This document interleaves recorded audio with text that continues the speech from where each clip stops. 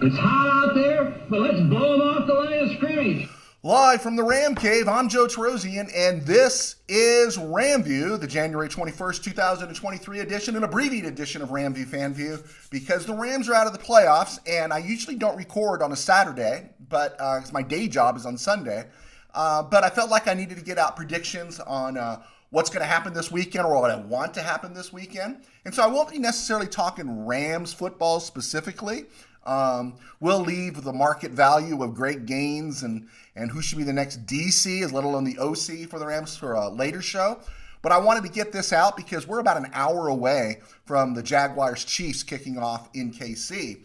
But the other thing I needed to let you know is this is something that for the most part of my life, I'm cheerful, positive, and I like to always have a good thing to say, except there was this dark stretch when I was sports writing that I went down a dark path at the mid where I got overly zealous, I could say. But right now, as a Rams fan on the outside looking in, and with zero stress, I am in Bitterman mode.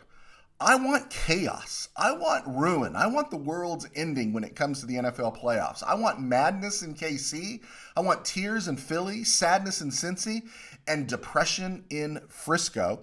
So with all that said, I'm going to break down the games very briefly here and give you my final scores. And remember, my final scores, they're not analytical. They're not scientific. They are basically done through the lens of bitter eyes, okay? And so I'm doing the best I can.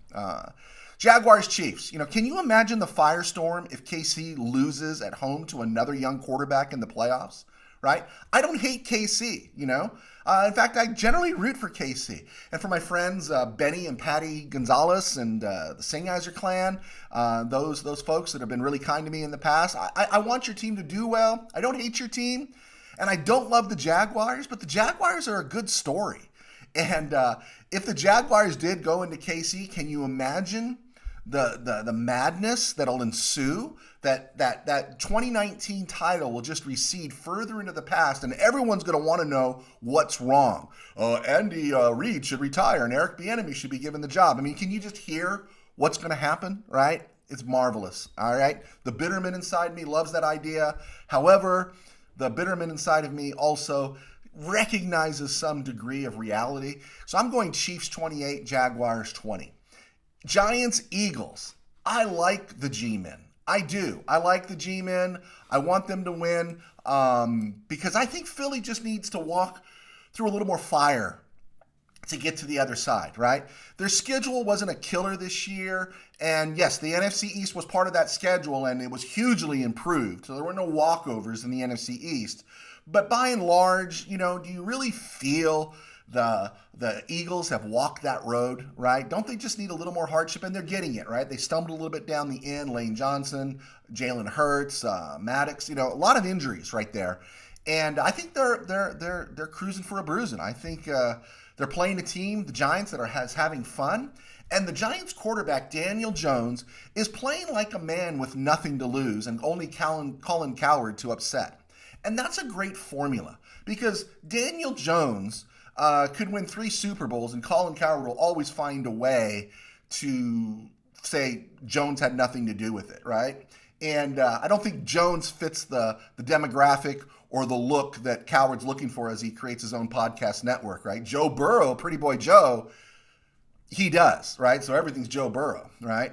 And I just want to see Daniel Jones do this and just create the madness and the chaos that Giants go into Philly and win this game. That would be awesome to see. And we should never, as your team is underestimated, as everyone says you don't have a chance, you should never underestimate spite. See, in my family, spite runs strong. It's like the Force in the Skywalker family. My grandma had it.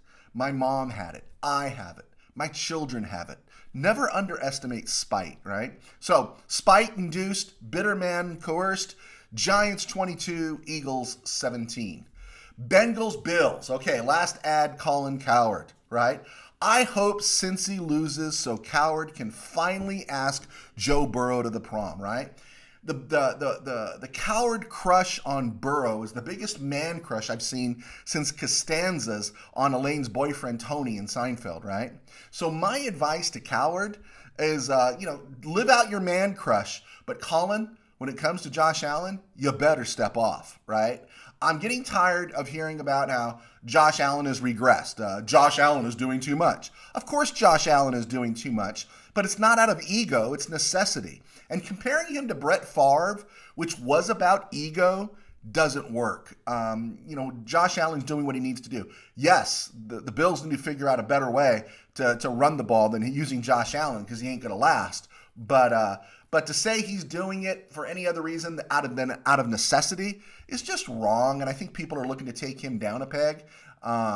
So Bills 38, Bengals 27. Bills 38, Bengals 27, and I'm just tired of hearing about Burrow.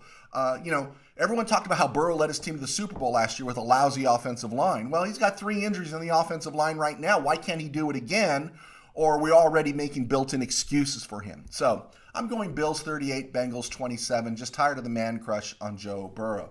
Which brings us to the 49ers Cowboys at, I was going to say Candlestick. I think it's Levi Stadium. We got a little moment here. It's 6 minutes into the show. This is a great question. Cowboys 49ers, right? The first highlights of a playoff game I ever saw was the Cowboys 49ers in 72 when Staubach came off the bench, right? And he led them to a playoff victory in Candlestick when they were playing on artificial turf and John Brodie was the quarterback. In fact, that was the year number 88 in my mind was born because Ron Sellers caught the game-winning touchdown pass and he was wearing number 88. Anyway, I digress. I hate the Cowboys. I hate the 49ers. But as the line goes, the enemy of my enemy is my friend. But who's the former and who's the latter, right? I mean, the Cowboys authored so much sadness in my life as a child growing up. 73 playoffs, 75 playoffs, 78 playoffs, right? I lived this experience, right? Now, I got some revenge in 76 and 79, but it's never going to replace what happened in 75 and 78, those NFC championship games, which I was in attendance of in 1975. You want to talk about destroying an 11-year-old boy, have him go to the 37-7 final between the Cowboys and the Rams at the Coliseum in the NFC title game. That was brutal. So for the Cowboys, to me, they are the ancient enemy. They're the forces of Sauron, right? From way back when. They're my ancient enemy. The 49ers, who I've never really hated. How could you hate watching Joe Montana? The 49ers I've never hated, but they are the current enemy and threat. Kind of like the World Economic Forum that wants to eat bugs and hail Greta Thunberg, right? And so I'm not really, I can't abide the 49ers. So I want to see both the Cowboys and 49ers destroyed. But I can only have one. It's like Sophie's Choice, except it's Joe T's choice. Which one do you choose? Who do you pick? The ancient enemy or the current enemy, right? So weighing all my bitterness, right? Taking into factor my bitterness, my spite, all those things that make me who I am when it comes to sports, and knowing there is a high probability of Dallas failure on a grander stage looming in the NFC title game or possibly a Super Bowl, right? Weighing that against the potential for a deflating depression to flood into the Frisco psyche, another year the window gets a little shorter on Kittle and Trent Williams and Ward and all those guys, right? It just shrinks just a little bit more. Another year, 11 wins in a row, Christian McCaffrey, the legend of Brock Purdy, all that crap.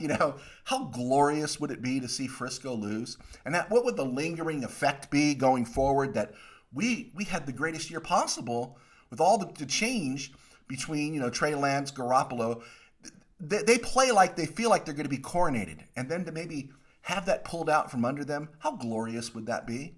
See, I believe for me, and I'm picking this for me, the greatest joy comes with a Cowboys victory. I know. So for the first time in my life, and even though they're not playing the Russians, which I said I would always root for the Cowboys if they played the Russians, I will be rooting for the Dallas Cowboys this weekend.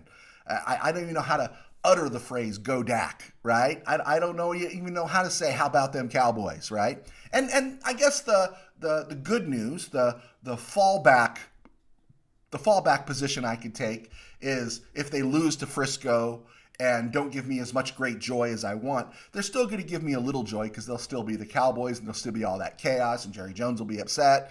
They'll find a way to get rid of Mike McCarthy and then they'll be stuck with Dak Prescott, so there is something there. But as it is, I'm rooting for the Cowboys. Cowboys 26, 49ers 16. So again, as I've shared, I have made these choices out of bitterness, and I don't think they're too scientific. But just know this: if I'm right about any of them, you'll hear about it for the next 9 months. Okay. God bless. Take care. Go Rams, and we will talk to you soon.